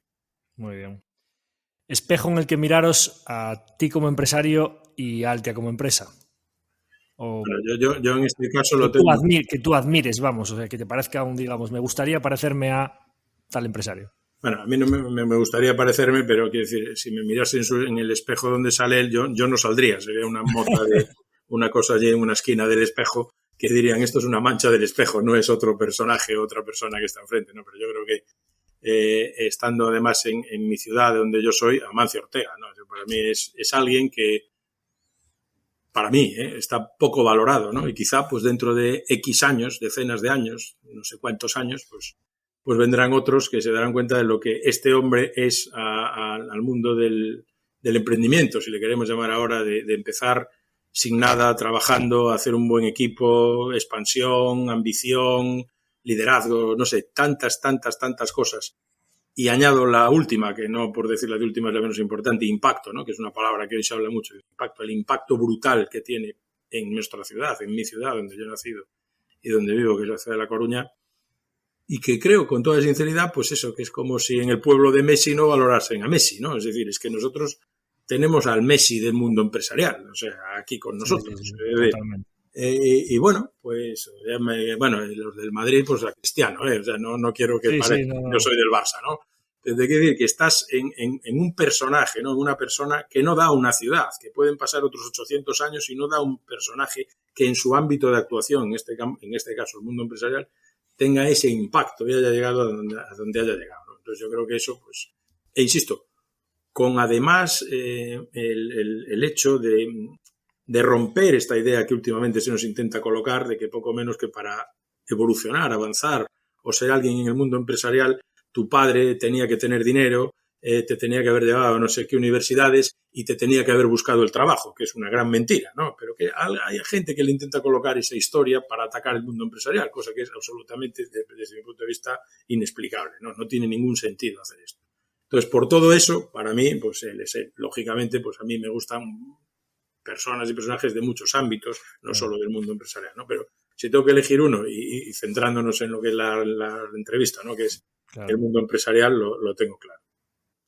Lo hemos mencionado aquí en diversas ocasiones en el podcast. Yo en varias ocasiones, como tenemos Inditex en la cartera del fondo y he mencionado muchas veces, me he puesto de pie varias veces al mencionar su nombre. Bueno, yo sé que de pie me pongo también. No, quiero decir que en muchas ocasiones lo hemos mencionado y creo que se dice poco todavía el enorme agradecimiento que debemos profesarle y lo que ha hecho por nuestra ciudad. Y yo creo que ya podemos decir por nuestra ciudad, por Galicia y por España. Quiero decir que eso se sale completamente de nuestras fronteras locales, ¿no? Competidores que admiras, ya yéndonos más a tu sector, concretamente. ¿Qué compañías dices tú, joder, pues estos hacen las cosas bien? Hombre, a ver, yo no tengo una la que diga, pues quería ser esta, ¿no? Porque incluso algunas que me llamaban mucho la atención ahora pues han sido compradas, entran en otra dinámica. Por ejemplo, a mí esta dinámica de fondos que está dominando ahora el tal, pues no es la que más me gusta, ¿no? Por ejemplo. Y luego hay compañías, pues de unas me gustan unas cosas, pues yo qué sé, cómo tratan a sus personas, carreras profesionales, su capacidad de innovar, etcétera, tal. Ahora, no tengo un referente único, ¿no? Si tuviese, para que no sea una contestación a la gallega y me digas, joder, no me estás diciendo nada, te he dicho tal. Si tuviese que quedarme con una, diría Accenture. O sea, que dijese, ¿tú quién dirías que es el número uno? Pero di un número uno, no me contestes en esto, en este otro, esto, ¿no? Porque, joder, pues hay cosas fantásticas de Indra, hay cosas fantásticas de NTT, hay cosas de Everis antes, ¿no? Que me encantaban algunas cosas. Entonces, una empresa hoy y no os curras el bulto, como se suele decir, pues quizá te diría Accenture, ¿no? Muy bien. Que es grande, es un ejemplo de compañía grande que... Quizá también porque estuve allí, ¿no? Lo que era Accenture. Lo que pasa es que ahora Accenture en ese momento, Andersen Consulting, donde estaba yo, había 1.000 personas, en Andersen Consulting en España. Estamos hablando de una empresa mucho más pequeña, mucho más, en ese momento quizá era más, no sé, más boutique, hoy eso es mucho más grande y se dedica a muchas más cosas. Antes era más consultora, vamos a decir. Ojalá que podáis seguir sus pasos antes de que cedas tú el testigo. Hombre, no, nosotros somos imitadores de larga distancia. Pero bueno, insisto, lo dije al principio, gran parte de lo que sembró, en este caso Arthur Andersen, desde el punto de vista de los servicios profesionales avanzados, yo creo que ha generado mucha escuela. Sinceramente lo creo. Muy bien. Voy a dejar para el final una que tenemos ya de compañías que admiras, que es la pregunta de tu dinero en acción para volver sobre la empresa, pero ya te pido disculpas anticipadas. Sé que es un tema sobre el que no te gusta nada hablar, de ahí mis disculpas anticipadas, pero que también creo que para una parte de la audiencia es obligado. Y voy a hacer el puente hacia la pregunta haciendo un pequeño relato personal, porque bueno, dije que una de las cosas que teníamos en común es que somos los dos deportivistas. Yo, por la generación en la que estoy, tuve, no sé si la suerte o la desgracia de ver el penalti de Jukic en directo en Riazor, y luego la grandísima, y eso sí claramente suerte, de ver cómo ganamos la Liga también en Riazor, cómo llegamos a unas semifinales de Champions también en Riazor, y haber mamado esa época buena del deportivismo, ¿no?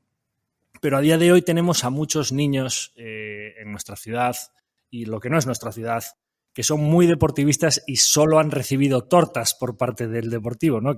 Pero sigue muy vigente esa pasión o esos colores, esa pasión por el deportivismo, por lo que fue el pasado del equipo y demás. Yo cuando hablo de todas estas cuestiones con algunos amigos, pues precisamente viendo algún partido y demás, siempre decimos, joder, es que ¿por qué con los grandes empresarios o los grandes proyectos empresariales que tenemos en nuestra ciudad y en nuestra comunidad autónoma, porque hay una cultura bastante importante del emprendimiento, no ha habido un proyecto apoyado por empresarios que, en las circunstancias en las que está el deportivo ahora mismo, además, haya conseguido apoyar al deportivo?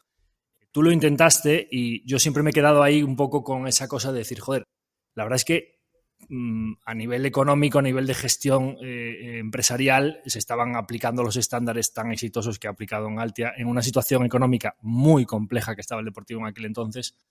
Y siempre tuve ahí un poco el resquemor de que me parece que, por lo menos con la afición, una parte de la afición, no tuvo mucha paciencia a nivel de resultados deportivos, que bueno, si comparamos los resultados deportivos de aquel entonces con dónde estamos ahora mismo, pues ¿dónde va a parar, no?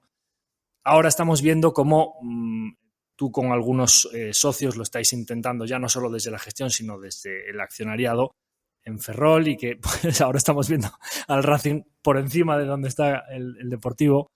Es una pregunta muy abierta. ¿Cómo fue tu experiencia? Sé que además te afectó a nivel personal y que pasaste momentos complicados y que pues llega un momento en el que hay que priorizar, por supuesto, a la empresa, a cuestiones extra profesionales, pero te lo digo como aficionado, lamento que no saliese bien todo eso. Cuéntame lo que quieras contarme de esa historia.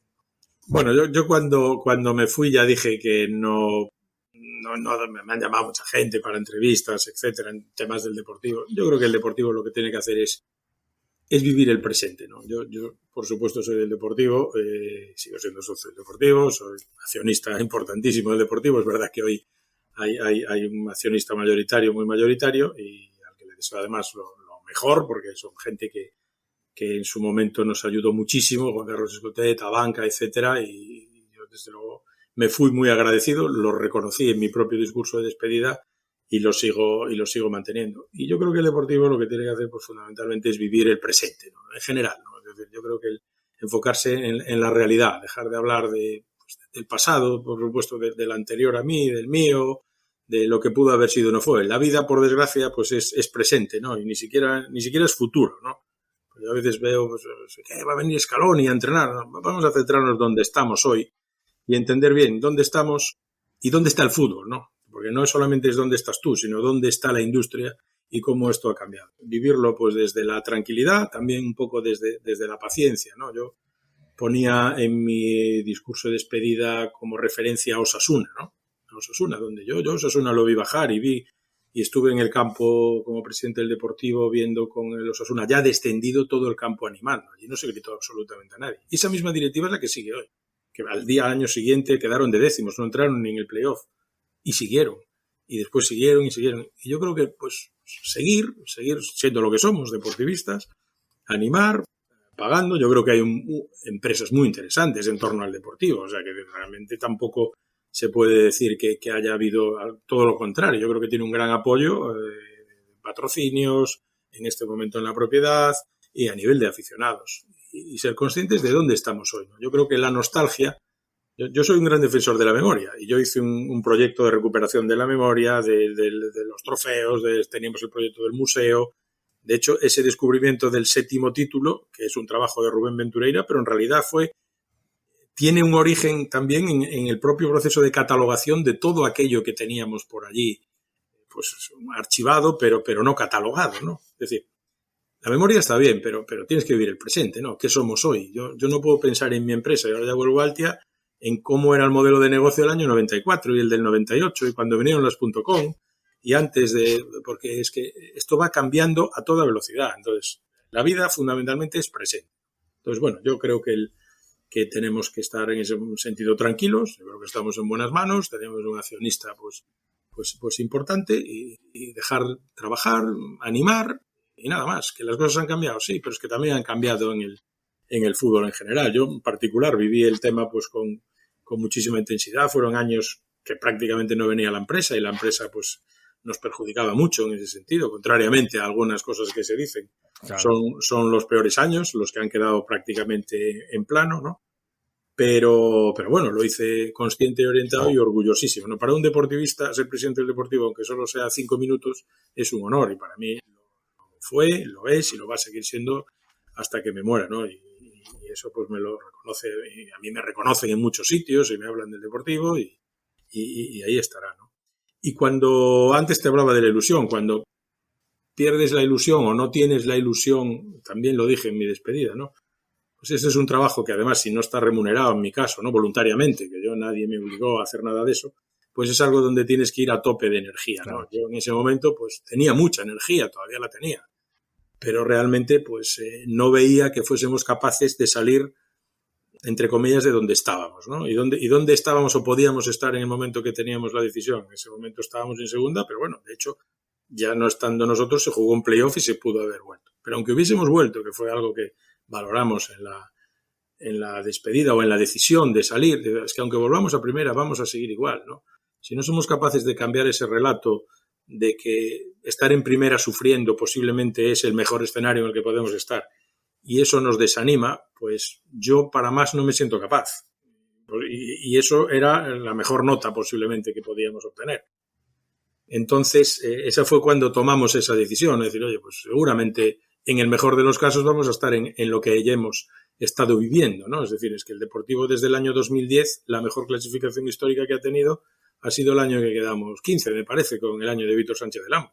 Desde el 2010, no desde que yo llegué en el 14, desde el 10. Yeah. Y nos vamos a meter en el 24-25 sin poder igualarla, porque sí, aunque subamos el año que viene y volvamos a subir, pues ya veremos dónde quedamos. Estás hablando de un periodo de 14-15 años. Esta semana lo decía Lotina en Deporté, ¿no? Que decía que él a veces decía que había que celebrar las permanencias. Bueno, es igual, yo creo que lo de atrás nos puede volver locos, unos con unos argumentos, otros con otros. Estamos donde estamos, los números están ahí. Desde el punto de vista de la gestión, pues yo creo que como los balances, las pérdidas y ganancias y los informes de auditoría están todos publicados, creo que el que los quiera leer, el que tenga realmente capacidad para entenderlos, sabe que la gestión ha sido extraordinaria. En ese sentido no cabe ninguna duda. Ahora, yo le deseo lo mejor, por supuesto, que no tengo ninguna duda. Vamos. Me entristeció este año pues que no subiese el Deportivo y que hubiésemos podido celebrar los 2 ascensos. Bueno, yo como soy muy optimista, pues también quería que subiera el Básquet Coruña y que pues, no pudo ser. Al final nos quedamos con el del Racing y nada más. Y en el proyecto del Racing, pues la verdad es que muy contento con lo que estamos haciendo, con estar acompañando a Ignacio Rivera y agradecido porque me invitó en su momento a compartir su pasión y su ilusión y nada, y le dedicamos pues también muchas horas y mucha ilusión y espero pues que nos consolidemos en segunda división del fútbol profesional, que podamos soñar en ir más arriba y en llevar a primera división a Racing de Ferrol por primera vez en su historia y que el Depor pues el año que viene aparezca ya en segunda y también vaya a primera, que es donde tiene que estar. Y que volvamos a tener derbi cuanto antes, ¿no? Sí, claro, hombre, bueno, pues, por supuesto, ¿no? Hombre, el derbi es de los primeros equipos, ¿no? Pero ya veces con el intento de tal... No, un derbi con el B no vale. No vale, ¿no? El derbi con el B no vale. Entonces, que tengamos derbi aquí en la ría, digamos, claro, y en las rías altas, y luego que tengamos pues el Celta Depor clásico, que yo creo que a toda Galicia y también a los del Celta pues les gusta tener. Solo voy a hacer 2 comentarios frente a lo que has comentado tú. Uno, que es la memoria, como tú hablabas de la memoria tenemos recuerdos muy alegres, pero que yo creo que también es un peso importante porque pensamos que todo lo que no se acerque a aquellos grandísimos resultados a nivel Europa, de ligas, etcétera, que ya es un fracaso, ¿no? Y tampoco hay que pensar que hasta que llegaron esos años el Depor siempre fue un equipo ascensor, le llamaban el equipo ascensor. Claro. Yo creo que una cosa es la memoria y otra la nostalgia, ¿no? La nostalgia es la que te mata. La memoria está ahí y claro que hay que defenderla porque además ayuda y mucho a no cometer errores tal. Ahora, la nostalgia es un enemigo invisible que te machaca, ¿no? Claro. Y yo creo que eso pues es algo que tenemos que manejar, ¿no? Estar donde estamos y no pasa nada. El Deportivo va a seguir existiendo siempre. Yo me acuerdo, estando cuando bajamos a segunda y tal, gente decía, coño, tal, el Deportivo es como el cristianismo. Puede ir más gente a misa o menos gente, pero no tengas ninguna duda, no va a dejar de existir nunca. Estará más de moda, habrá más matrimonios por la iglesia, menos, pero nunca va a dejar de existir. Igual que el Deportivo. Estará donde tenga que estar, pero siempre va a haber deportivistas con la llama encendida dispuestos a que el tema siga para adelante. Entonces, yo en ese sentido no tengo ninguna culpa. Pues como todas las grandes historias, tienen mejores momentos y peores momentos. Y también contextos, ¿no? Porque el hablar de problemas del pasado con la información del presente también te desenfoca, ¿no? Yo creo que esto aplica en el mundo de la empresa, ¿no? Tú tienes que resolver problemas con la información que tienes hoy, no con la información que va a haber dentro de 3 años. La información de dentro de 3 años, el problema de hoy a lo mejor lo acierta todo el mundo. El tema es que tú tienes que decidir con la información del momento. Cada problema con la información del momento. Pero bueno, yo soy optimista porque lo soy siempre y espero, insisto, que las cosas pues estén donde estén, que la gente disfrute y que no se olvide lo que es, ¿no? Que es ocio, que es pasión, pero que es ocio y que es deporte, ¿no? Y que tiene que ser un motivo pues para que nos una. Nunca entendí el deporte como un tema de violencia, nunca lo entendí, nunca entendí ni siquiera los derbis en modo violento. Yo voy al derbi y quiero ganar, pues no voy a pelearme con nadie. Claro. Mi vida no va de pelearme los fines de semana.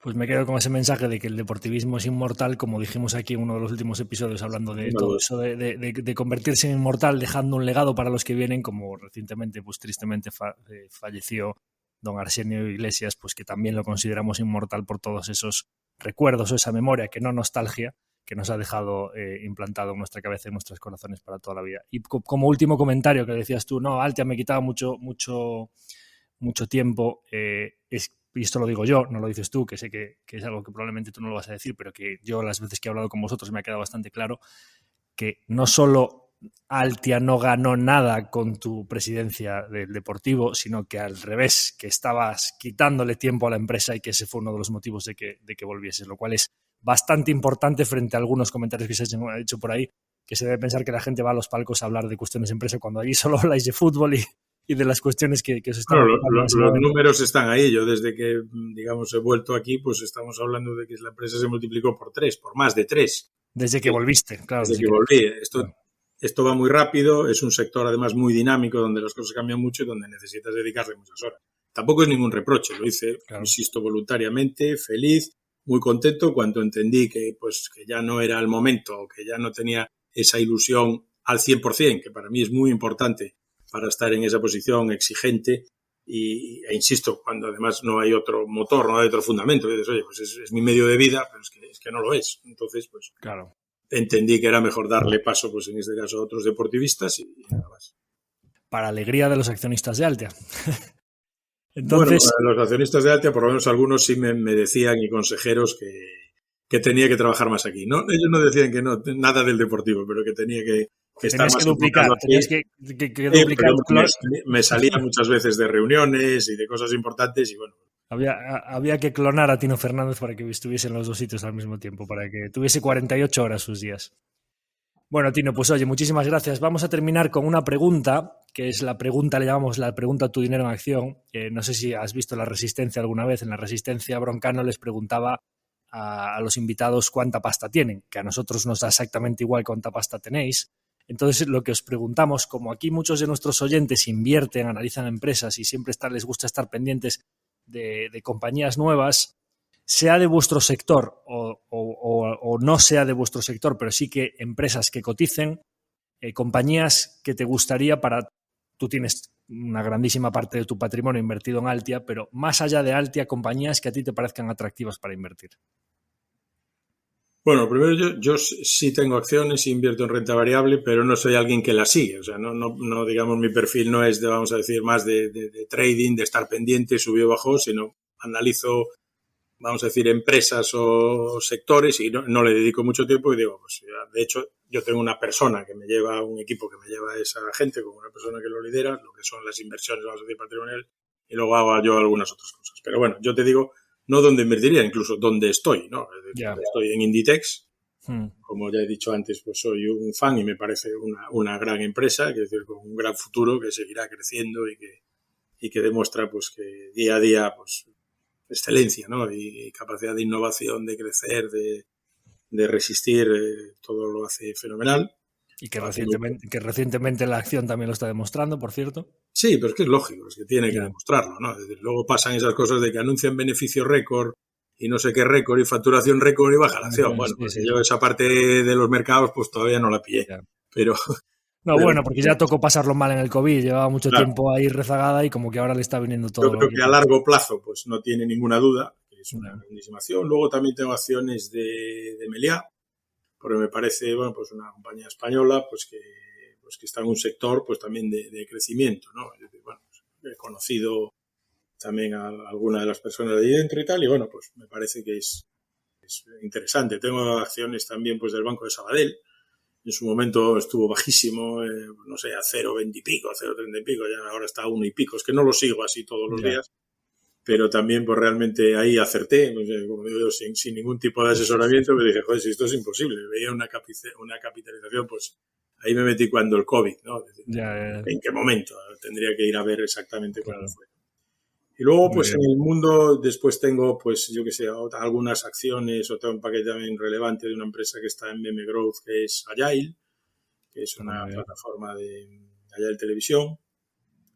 Me gusta también, y tengo Amazon, me parece que es una empresa pues también pues, muy potente, que la acción, pues como un tiro, los números están ahí, ¿no? Es decir, ¿y vosotros veis de cerca esa transición al cloud del negocio de la división de AWS que tienen ellos? Bueno, ¿no? Totalmente, ¿no? Yo creo que no conozco ni me dedico a analizar las cuentas de Amazon, pero yo creo que AWS pues es una aportación muy relevante al beneficio de Amazon.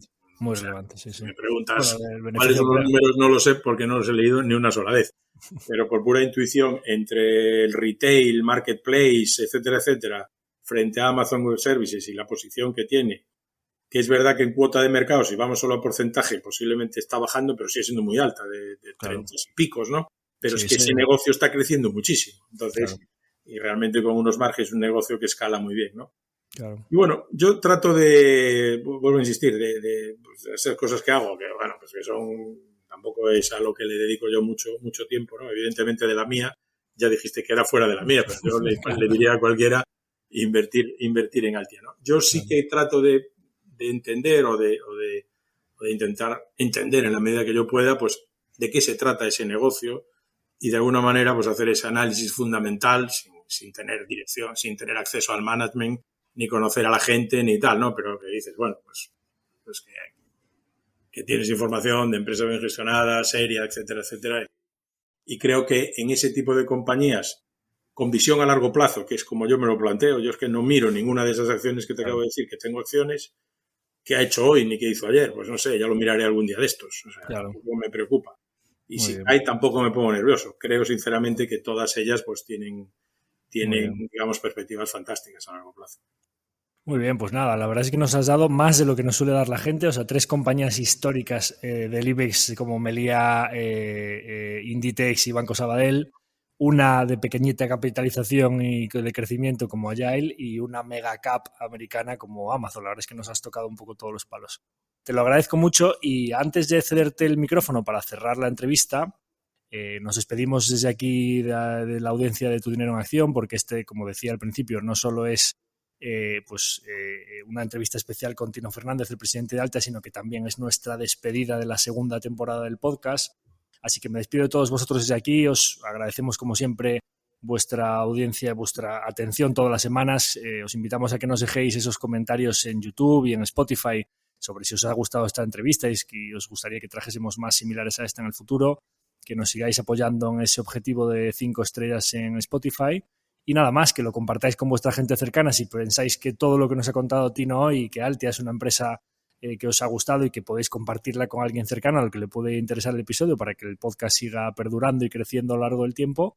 Y sin más, me despido de todos vosotros hasta ya no el próximo capítulo, sino hasta la próxima temporada que comenzará a finales de año, vaya por octubre, noviembre, hacia otoño. Y sin más, le cedo el micrófono a Tino para que se despida de todos vosotros y nos deje sus últimos mensajes, lo que quiera. Pues nada, Javier, lo que dije al principio, ¿no? Al final agradecerte pues que me hayas invitado, ha sido un placer estar contigo, compartir este rato con vosotros, espero que os resulte interesante y nada más. Yo para mí es, insisto, un placer, primero no solamente por dar a conocer pues, aspectos sobre mí o sobre la empresa, ¿no? Sino en general sobre defender la actividad empresarial, ¿no? Yo me considero un activista de la actividad empresarial, creo que es importante defender la actividad empresarial y creo que los propios empresarios o los directivos de empresa, no me refiero solo a empresarios, pues que expliquemos lo que hacemos, el impacto que tenemos, para qué sirven las cosas, lo que estamos haciendo, ¿no? Porque diría que por desgracia, pues no somos muy protagonistas y cuando lo somos, lo solemos ser para ser atacados, ¿no? Y desde luego no para ser defendidos como se merece, ¿no? Estamos ahora mismo, bueno, esto lo oiréis en diferentes etapas del momento, estamos ahora en plena campaña electoral y tampoco es la actividad empresarial ni el mundo empresarial un tema relativamente importante, ¿no? Da igual si uno escucha directamente a los políticos o las tertulias de radio o las noticias en los diferentes canales de televisión, ¿no? O no sé, o las entrevistas en El Hormiguero, ¿no? no es realmente lo nuestro, cuando realmente yo creo que sí la propia actividad empresarial genera muchísimo impacto, transforma la vida de las personas, transforma los espacios económicos, los territorios. Antes hablábamos del impacto de Inditex pues, en Galicia, claro, o en la comarca de La Coruña y tal. Y pocas veces pues se les tiene en cuenta o bueno, se escucha, ¿no? Entonces, bueno, pues eso es el por qué yo también me gusta participar en estas cosas, más allá de contar mi propio proyecto, que bueno, pues oye, hay mucha información de nuestro proyecto, pero sí reivindicar pues la defensa de la vida empresarial y de la figura del empresario / emprendedor, y para que también pues los chicos que estudian y las chicas que estudian pues se animen a la vida empresarial, ¿no? A la vida empresarial, que contrariamente también a lo que se dice, no es fácil emprender con 23 años, ¿no? Que es algo que también se cuenta y que no es fácil. La realidad de los números nos dice que el emprendizaje viene mayoritariamente en el entorno de los 40 años y después de experiencias previas en otro tipo de compañías.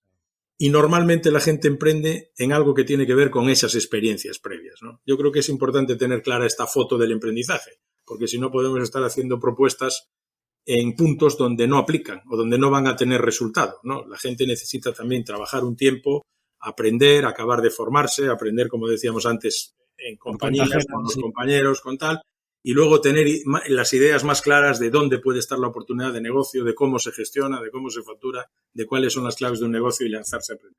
Pero yo desde luego sí apoyo eso porque me parece que es lo que hace diferente a los países, ¿no? Yo creo que el país es más importante si tiene más empresas, mejores empresas evidentemente serias, responsables, que paguen impuestos, que cumplan con sus personas, etcétera. Pero creo que es mejor. Y por todo eso lo hago, así que encantado y nada más. Cierre de temporada, pues oye, pues mucha suerte para la próxima. Por supuesto que sí, y es un gran mensaje para terminar, que se fomente más el emprendimiento, porque sois los empresarios los que con vuestro legado, tanto económico como también cultural y demás, sois los que hacéis que la sociedad se desarrolle y que no solo la economía crezca, pero que tengamos más bienestar, por decirlo así. Hablamos del caso de Inditex aquí en Coruña.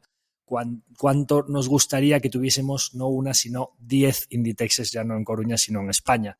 Sin duda sería un país más desarrollado, más próspero y más rico en todos los aspectos. Así que creo que es un gran mensaje para terminar. Y yo lo complemento como, bueno, yo soy un microemprendedor porque soy autónomo, diciéndoos que simplemente como en la tarea de ellos es emprender, yo voy a cumplir con mi compromiso de acercar mucho a los emprendedores, a los que sois los ahorradores, y que ellos son al final los empresarios los que con sus decisiones del día a día hacen crecer vuestros ahorros a través de nuestro fondo, etcétera, eliminando intermediarios en el sector financiero de manera que los empresarios y los ahorradores estén muy cerca, que es verdad que el sector financiero siempre peca de que haya muchos intermediarios y nosotros intentamos acercar mucho a los empresarios de los ahorradores. Así que con ese mensaje finalizamos el episodio y nada más, agradeceros mucho otra vez vuestra audiencia y vuestra atención y citaros para la próxima temporada. Muchas gracias, Tino, y gracias a todos. Gracias, un abrazo, hasta la próxima. Hasta la próxima.